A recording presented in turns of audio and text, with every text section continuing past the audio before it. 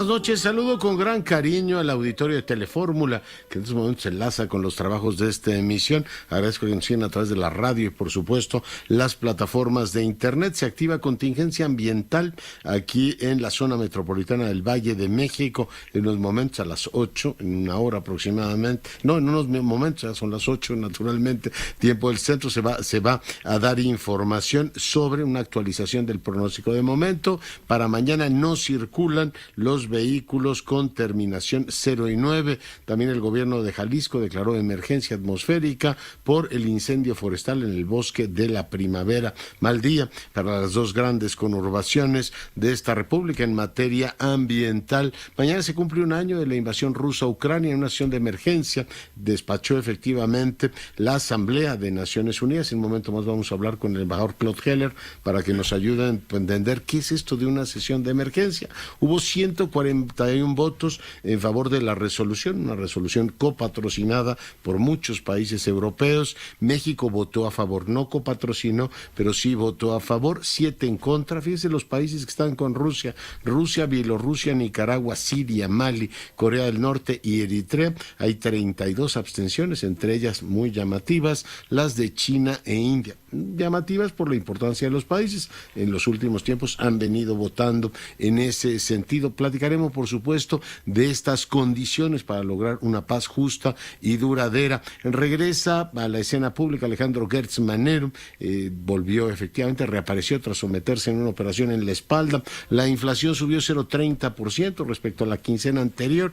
Tenemos una inflación ubicada en los 7,76%. Monreal se reúne con Adán Augusto López. El legislador morenista pidió que se promulgue el Plan B para que puedan interponerse recursos. En un momento más conversaré con el consejero presidente del INE, Lorenzo Córdoba. Por cierto, el INE calcula que en liquidaciones el Plan B podría costarle al erario 3,500 millones de pesos, y pues mandar un montón de funcionarios que han servido a la República literalmente a su casa. Mier dice que quiere debatir con Lorenzo Córdoba. Imagínense, sería bueno tenerlo. El presidente dice que si hubieran ganado, ya domina el condicional también, Anaya Omid, no hubiesen juzgado a García Luna. Se ve que tiene pues alcance el poder presidencial hasta Brooklyn y puede pues ciertamente determinar qué hacen o no los fiscales de aquel país. De todas maneras, bueno, pues el presidente se anota este asunto como propio de una forma inusual. Bueno, pues ironizó sobre no inusual el que lo hiciera, ironizó sobre la marcha. Inusual que se expresara con tal crudeza de un miembro del Colegio Nacional como José Ramón Cosío, porque tuvo duras, directamente insultos. Le comento que, bueno, pues el secretario de Seguridad y Protección Ciudadana de la Ciudad de México se reunió con la secretaria de Seguridad a nivel federal, el secretario de Sedena y también, en este caso, la jefa de gobierno para coordinar acciones en materia de seguridad. Lilia Paredes, esposa del golpista Pedro Castillo, se reunió con el presidente en Palacio Nacional. Tribunal confirma la suspensión provisional a la ministra Yasmín Esquivel y revoca el silencio impuesto, o sea, desamordazan a la Universidad Nacional. El INE declara nula la ampliación del mandato de Alito, presidente del PRI, hasta el 2024. Otro periodista muerto: asesinan al reportero gráfico independiente de Ensenada, José Ramiro Araujo Ochoa. En más información, Pedro Sánchez, el presidente del gobierno español, hoy estuvo en Kiev y prometió efectivamente el envío de más tanques después de reunirse con Zelensky. Vamos a una brevísima pausa, regresamos en un instante. Con la información, le comentaba que la Asamblea General de la ONU hoy en Nueva York adoptó durante esta sesión especial, en este caso de emergencia. Creo que vale la pena notar, en un momento más hablaremos con el experto para que nos lo explique, el formato efectivamente de la sesión. Abordaron un texto presentado por Ucrania, que fue copatrocinado por 60 países, fundamentalmente europeos, algunos latinoamericanos como Argentina, Guatemala también lo copatrocinaron. Logró 142 votos a favor, entre ellos el de México, 7 en contra. Ya le refería en el resumen los países que fueron efectivamente con Rusia. Rusia y 32 abstenciones. Hablaba de la India, China, varios países africanos y algunos latinoamericanos también se abstuvieron. Yo me enlazo con quien fuera nuestro embajador en Naciones Unidas, además es embajador eminente de este país y el gran historiador del multilateralismo mexicano, Claude Heller. Eminente, ¿cómo está? Buenas noches. Buenas noches, gusto en saludarlo. Pues pedirle por favor que le cuente el auditorio fondo, ¿qué es esto de las reuniones efectivamente, de sesiones especiales de emergencia? Entiendo que no es usual en Naciones Unidas y bueno, pues el contenido de lo que hoy se votó, embajador. Con mucho gusto. De hecho, las sesiones especiales de emergencia surgieron en 1950 con la Guerra de Corea, es decir, cuando el Consejo de Seguridad enfrentó una situación de parálisis por la existencia del veto y, digamos, la confrontación que se dio dentro del Consejo con la entonces Unión Soviética.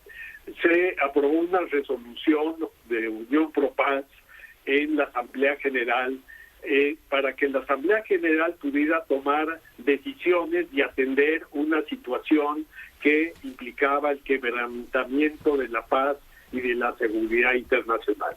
Hasta la fecha ha habido 11 sesiones especiales. De hecho, estamos a partir de febrero del 2022 en la 11ª reunión, sesiones especial de emergencia a raíz de la invasión de Ucrania por parte de Rusia, y esta asamblea puede ser convocada cuando los estados partes, los estados miembros juzgan que es importante tomar alguna decisión. De hecho, se ha reunido desde 2022, desde que estalló la guerra, pues en 5 ocasiones la Asamblea General para atender distintas cuestiones del conflicto.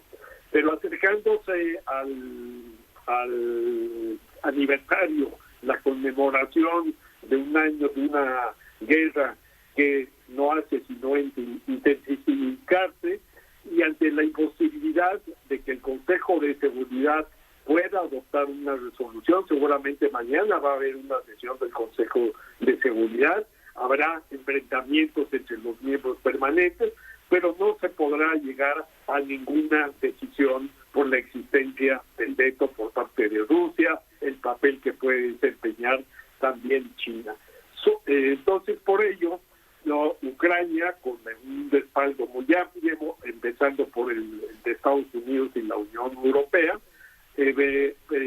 presentó este proyecto de resolución que finalmente fue adoptado. Creo que es interesante recordar que en noviembre el presidente Zelensky de Ucrania hablaba de un plan de paz de 10 puntos que Ucrania quería llevar al Consejo de Seguridad para febrero de este año.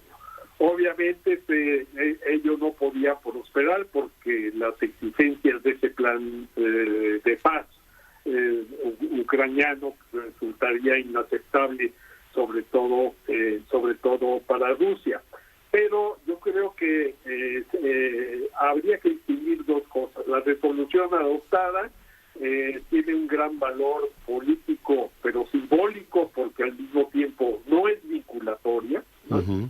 Ese es un tema que me parece que es muy importante subrayar, claro. de señalar, pero el valor político es de que muestra pues el aislamiento que enfrenta Rusia, a pesar de querer construir un frente anti-occidental, como lo hemos visto en sus últimos discursos de confrontación muy abierta en contra de las posiciones occidentales. El hecho que solo 6 países, además de fama muy discutible, se asociaron para votar en contra con Rusia, demuestra de que hay una falta de apoyo a lo que ha sido una violación flagrante de la Carta de Naciones Unidas.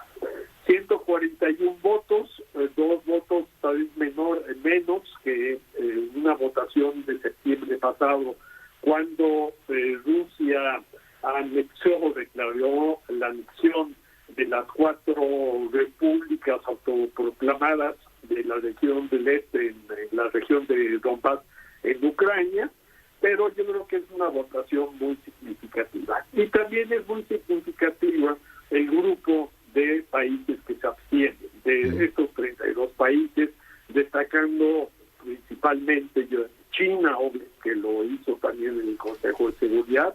Desde que arrancó esta invasión, embajador Heller, China se ha venido absteniendo, no ha variado esa posición. Así es, pero tiene un discurso, digamos, que va mucho en la línea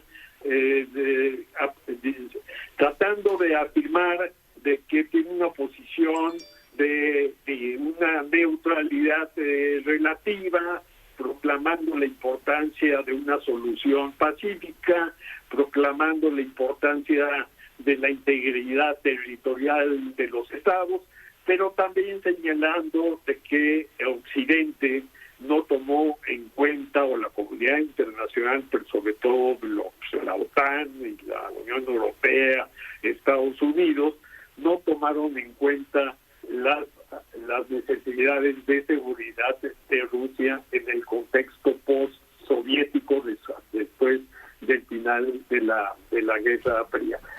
China aparentemente va a anunciar el día de mañana una propuesta de paz o un plan.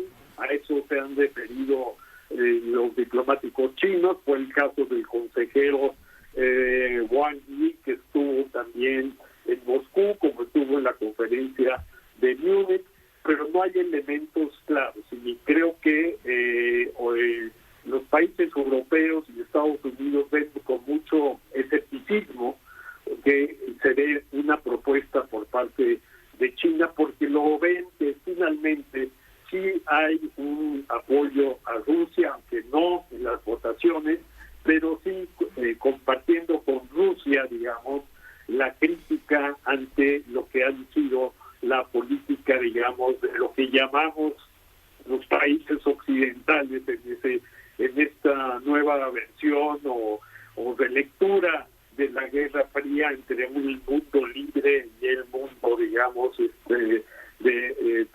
totalitario, y frente a la hegemonía que pretendería imponer Estados Unidos y sus aliados.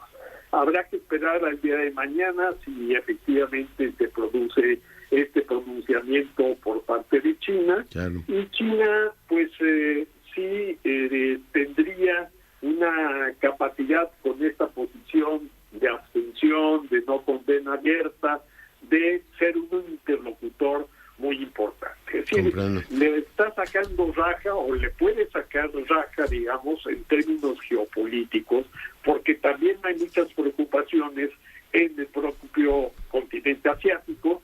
Sabemos que está el tema de Taiwán como uno de los temas críticos en la relación con Estados Unidos. Entonces son elementos en que pues se está observando cuál es la reacción de la comunidad internacional y cuál sería la reacción de la comunidad internacional si llega a producirse un acontecimiento más o menos similar en el continente asiático. Pues lo seguiremos puntualmente. Embajador Heller, le agradezco muchísimo el tiempo que haya estado con nosotros dándonos esta pues docta y profunda explicación. Es usted muy amable. Muchas gracias, Leonardo. El embajador Heller, le recuerdo, no solamente es embajador eminente, es el historiador del multilateralismo mexicano. Vale la pena que consulte su libro. Y bueno, pues en cosas prácticas se mantiene la fase 1 de contingencia ambiental aquí en la megalópolis, así es que bueno, si puede no use su coche mañana, si es 09, de todas maneras no lo puede usar, a menos que tenga usted placa o sea, su coche eléctrico o híbrido. Cambio de argumento informativo y doy ahora la más cordial bienvenida al consejero presidente del INE, el doctor Lorenzo Córdoba. Doctor, ¿cómo estás?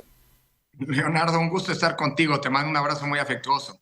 Igualmente. Oye, antes de entrar a las pormenores de la situación mexicana, déjame empezar la conversación enmarcando en un informe que publicó IDEA hace poco de cómo está efectivamente retrocediendo la democracia en el mundo y van analizando región por región. En el caso de América Latina se señala varios países que han venido ya regresando de, digamos, la tradición constitucionalista, elecciones creíbles, y en el nuestro hay una serie de señalamientos inquietantes, ¿no? Me encantaría que empezáramos la conversación por ahí. Parece que no corren buenos tiempos para la democracia, Lorenzo. No, en México, ni en México ni en el mundo. Y sobre todo porque los problemas que aquejan a la democracia, a diferencia de lo que ocurría, Leonardo, hace unos 20, 30 años, cuando se discutían cuáles eran los desafíos para las democracias latinoamericanas y cuáles los que enfrentaban las democracias añejas, bien consolidadas, hoy los problemas son problemas comunes. Estamos teniendo fenómenos como, digamos, el descontento social producto de los problemas estructurales que aquejan cada vez más, de manera más similar a nuestras sociedades, pobreza, desigualdad, corrupción, etcétera, que no están siendo resueltos por los gobiernos democráticamente electos. Crisis de credibilidad de las instituciones que son fundamentales para la democracia, como los partidos políticos o los parlamentos. El problema de la desinformación, de la posverdad, que ha venido a ser un elemento disruptivo y de atención prioritaria para las democracias en todo el mundo. Y finalmente, fenómenos que son más recientes, pero que, perdón, está la polarización, además, una polarización que cada vez más está fracturando a las sociedades. Y si bien la polarización no es ajena a la competencia por el poder, incluso a la competencia democrática, lo que hoy estamos viendo es una polarización aderezada por intolerancia.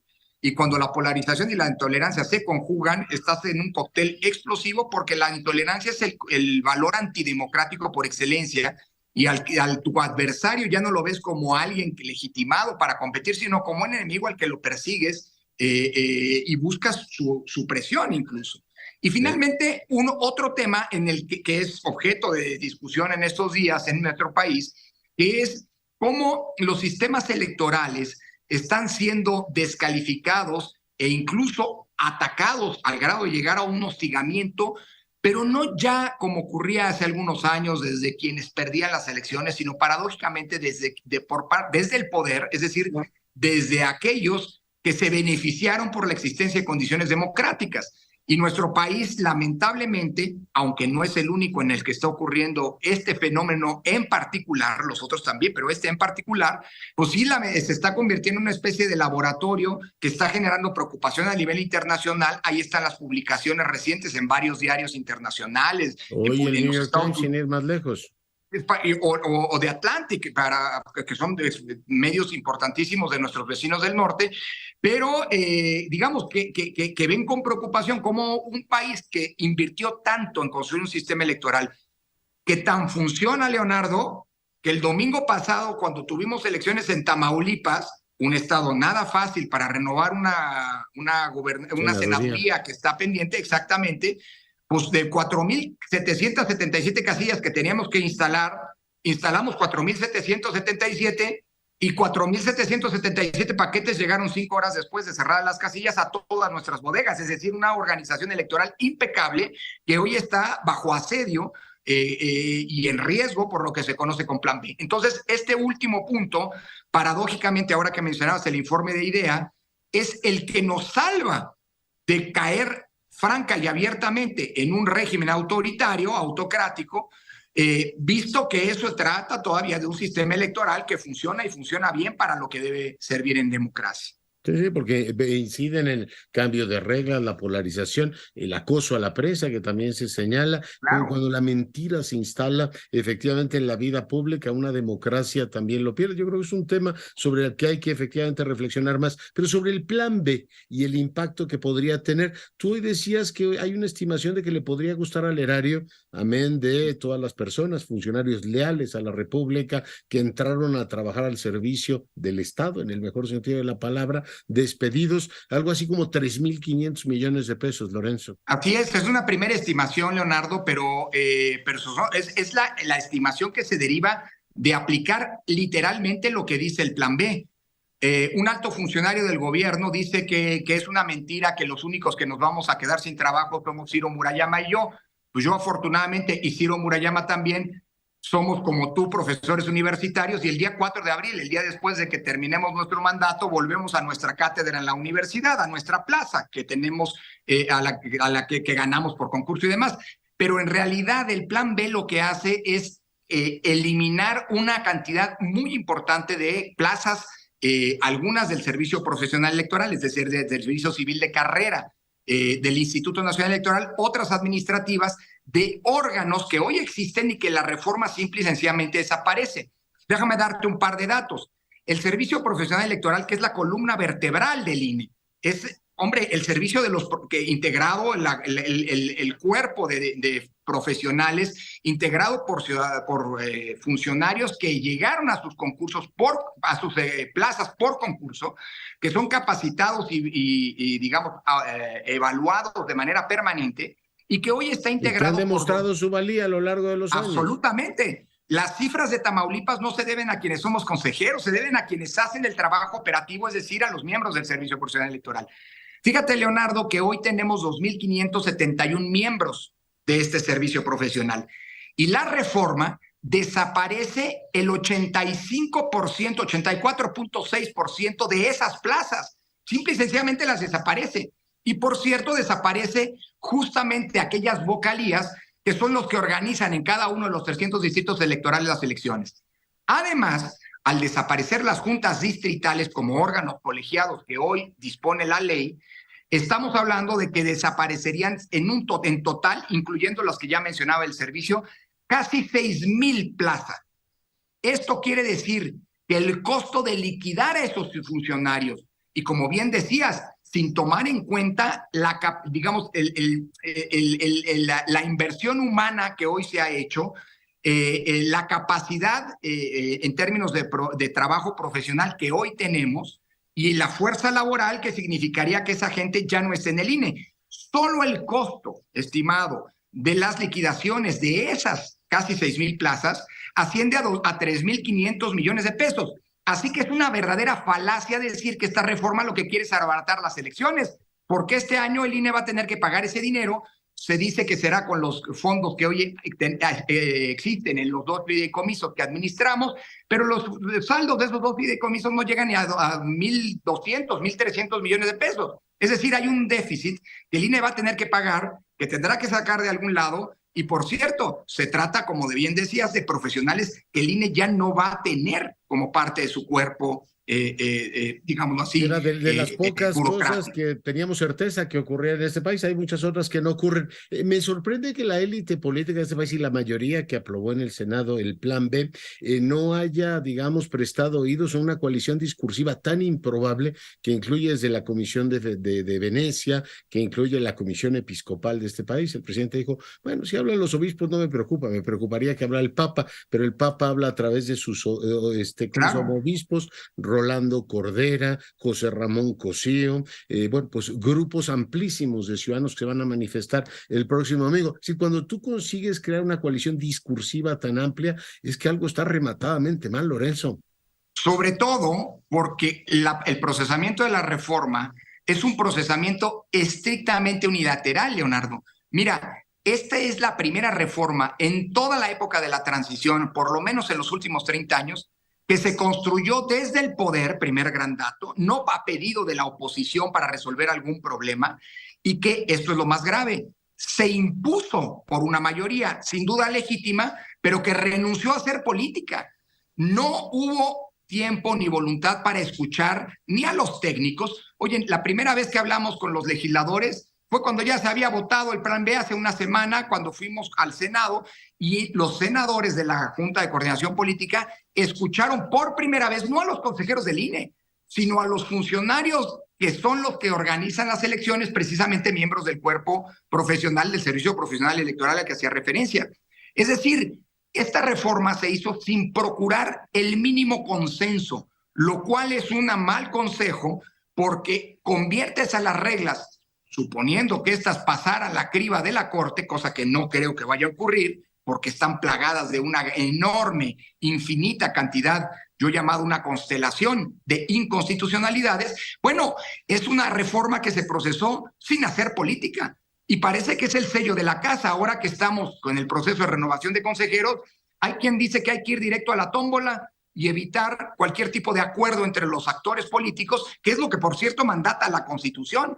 Es decir, eso es particularmente grave y me parece que al haber renunciado a escuchar a los técnicos, a los expertos, a las oposiciones para dialogar y tratar de construir un acuerdo, pues lo que se provoca es justamente eso, que la ciudadanía reaccione, que los expertos reaccionen y que se genere una preocupación que hoy trasciende nuestras fronteras por lo que puede ser el futuro de la democracia. Ojo, en algo que ya estaba resuelto, Leonardo. La organización de las elecciones, la parte técnica, no era ya un problema. No, dice el artículo de Atlante, la reputación que tenía ya el sistema electoral mexicano en el mundo. Vencieron, pero no convencieron. Pero en este país todavía hay jueces, ¿no? Hay ahí el elemento. ¿A partir de qué momento puede controvertirse, en este caso, el famoso Plan B? ¿Tiene que promulgarlo el presidente, Lorenzo? Sí, mira, Leonardo, el Plan B es una reforma a 6 leyes. 2 de ellas fueron ya publicadas en diciembre pasado, el 27 de diciembre pasado. Me refiero a la Ley General de Comunicación Social y a la Ley de Responsabilidades Administrativas de los Servidores Públicos. En estas leyes lo que se modificó es, digámoslo así, la prohibición, por cierto, constitucional, y la Constitución sigue diciendo lo mismo, de que los funcionarios públicos puedan intervenir en los procesos electorales rompiendo el principio constitucional de neutralidad y que puedan utilizar la propaganda gubernamental con fines políticos. En fin, eso ya está publicado. Que entiendo, nada más aclárame una cosa, ¿esa parte está paralizada para Coahuila y el Estado de México? Exactamente, es justo lo que respecto de lo que se pronunció el ministro Pérez Dayán hace un par de días, que al ser él el ministro ponente de las impugnaciones que se presentaron contra esta primera parte del Plan B. Estas impugnaciones fueron presentadas por partidos políticos, minorías parlamentarias, el INE a través de una controversia constitucional y varios organismos electorales locales. Ahora bien, faltan otras 4 leyes que son las que ayer liberó en términos de su trámite legislativo el Senado. La Ley General de Instituciones y Procedimientos Electorales, la Ley General de Partidos Políticos, la Ley General del Sistema de Medios de Impugnación en materia electoral y la Ley Orgánica del Poder Judicial. Esto todavía, aunque ya se aprobó por el Senado y por la Cámara de Diputados también, todavía no es vigente porque tiene que ser publicada por el presidente de la República en el Diario Oficial de la Federación. Esto puede ocurrir en cualquier momento, podría ocurrir mañana o podría ocurrir dentro de los próximos 30 días si es que el presidente decide no publicar esto e impedir así que se impugnen este segundo paquete de cambios legales ante la Suprema Corte de Justicia de la Nación y, por cierto, ante tribunales laborales, de amparo, etcétera, porque afecta a una enorme cantidad de derechos de los ciudadanos, por ejemplo, el derecho a la protección de los datos personales, que ahora el INE, que hoy son resguardados en los módulos del INE y que ahora tendrán que estar instalados en oficinas gubernamentales. Entonces, todas estas impugnaciones podrán presentarse ante los tribunales federales solo hasta que sea publicada. En el momento en que esto ocurra, el INE tiene ya lista su controversia constitucional. Sabemos que hay varias acciones de inconstitucionalidad de parte de varios partidos políticos y minorías parlamentarias. Y sabemos también que hay una enorme cantidad de amparos que están listos para presentarse, juicios laborales, recursos ante el Tribunal Electoral, que va a convertir, por no haber hecho política en un buen sentido, por no haber procurado una norma con discusión, información, etcétera, de manera previa, esto ya se anticipa que va a ser la ley, el conjunto de reformas legales, pues, más impugnadas por su inconstitucionalidad en la historia de toda la historia constitucional de nuestro país. Y le mete al proceso político de este país una incertidumbre y una polarización absolutamente innecesaria, porque no le agrega ni puntos al PIB, ni mejora la convivencia de este país, y de paso empeora la imagen del país en el exterior. ¿Has considerado marchar el domingo, Lorenzo? Leonardo, a mí, a ver, la causa es una causa que me genera toda la simpatía. Por cierto, es algo que en el ámbito internacional ha generado mucha extrañeza. Es normal, lo sabes tú perfectamente, Leonardo, que en el mundo los ciudadanos marchen protestando contra políticas públicas, a favor de ciertos derechos, a favor de ciertas causas, como por ejemplo las causas del feminismo, de las mujeres, contra la violencia en materia de género. Pero lo que llama la atención es que esta es una de las primeras marchas, por cierto, multitudinarias, que se manifiestan en favor de una institución y de una institucionalidad como la de nuestro sistema electoral. El punto, Leonardo, más allá de mis simpatías o no, es que los consejeros del INE hemos decidido por prudencia no asistir, del mismo modo que no fuimos a las manifestaciones del 13 de noviembre pasado, para evitar que se pueda utilizar nuestra presencia por parte de los detractores de estas expresiones ciudadanas, por parte de quienes sostienen este plan inconstitucional y grave para nuestra democracia de reforma electoral, que se pueda utilizar nuestra presencia para descalificar diciendo el INE la impulsó, el INE... Están defendiendo sus privilegios. Y eso. Exactamente. Y para evitar, por cierto, Leonardo, que sigan las acusaciones e impugnaciones, las denuncias que casi cotidianamente se están presentando ante el órgano interno de control contra nosotros por presuntos actos indebidos, violaciones del principio de imparcialidad, uso de recursos públicos para promover ese tipo de manifestaciones. Entonces, mejor no vamos para no darle herramientas a quienes quieren descalificar estas expresiones genuinas de la ciudadanía. Doctor Córdoba, pues muy agradecido contigo, como siempre. Al contrario, siempre un placer y un privilegio estar contigo, Leonardo. Te mando un abrazo afectuoso. Gracias, Lorenzo Córdoba, consejero presidente del INE, hoy conversando con usted. Pausa. La Feria del Palacio de Minería, en su versión número 44. Por cierto, la invito el próximo lunes. Presentaré el libro de Vecinos. Tendré la fortuna que la doctora Márquez Padilla y el doctor Barrón me comenten el libro. Moderará en este caso la jefa de ediciones del CISAN, Centro de Investigación sobre América del Norte, Astrid Velasco, en el Filomeno Mata, el próximo lunes a las 12:45. Por cierto, también Paz Consuelo Márquez Padilla va a presentar su libro al día siguiente, martes, La Democracia Rescatada. Lo van a comentar María Pía Taracena y Roberto Cepeda. En fin, hay mucha actividad allí en Palacio de Minería, pero veo que el Fondo de Cultura Económica pues le pareció muy caro exhibir sus libros en la feria, en la prestigiada Feria de Minería, y lo que anuncia es que va a ser allí en el Palacio Postal una especie de venta. No sé cuánto sea el costo, pero pues me imagino que las ferias tendrán, no sé, un canon que hay que pagar por utilizar el espacio. Pero bueno, al Fondo de Cultura Económica anunció que le pareció muy caro y por tan fausto motivo, pues va a ser una venta fuera ahí del Palacio Postal. Voy ahora contigo, Rocío Galván, hasta Baja California. Buenas noches. Hola, ¿qué tal? Te saludo con mucho gusto y bueno, te informo pues algo que no es muy grato. Un compañero de nosotros, fotoperiodista, José Ramiro Araujo, de 67 años, que durante mucho tiempo trabajó en la sección de sociales del Mexicano, estuvo dándole cobertura a lo del carnaval en Ensenada y bueno, pues el martes decidió caminar hacia su casa y fue víctima de un asalto por dos adolescentes de 16 y 17 años, Gael y Daniel, que tienen antecedentes penales. Los dos, de acuerdo con la Fiscalía, habían cometido robos y también les habían encontrado drogas. Y bueno, desafortunadamente lo apuñalaron para quitarle su cámara y lo mataron. Lo dejaron tirado en la calle. La policía los encontró porque iban corriendo por la playa e incluso traían un celular que también era propiedad de José Ramiro. La cámara, estaban ensangrentados. Esta tarde ya se celebró la audiencia, los están vinculando a proceso, los trasladaron a un centro de reclusión para menores en Ensenada.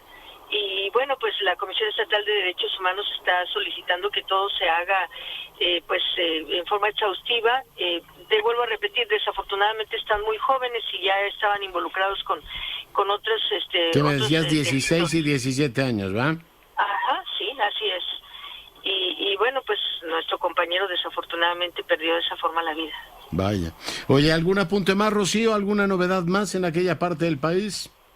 Pues nada más que está haciendo mucho frío, que nevó en La Rumorosa y en San Pedro Mártir, que incluso cerraron la carretera durante varias horas porque era intransitable, estaba totalmente cristalizada, y que pues viene un sistema de tormentas que parece que va a traer lluvias muy importantes este fin de semana a Tijuana, y pues Tijuana se deshace con la lluvia, Leonardo. O sea, hay muchos problemas, entonces hay prealerta y pues esa sería la novedad. Me ha tocado, efectivamente. Rocío, te mando un abrazo.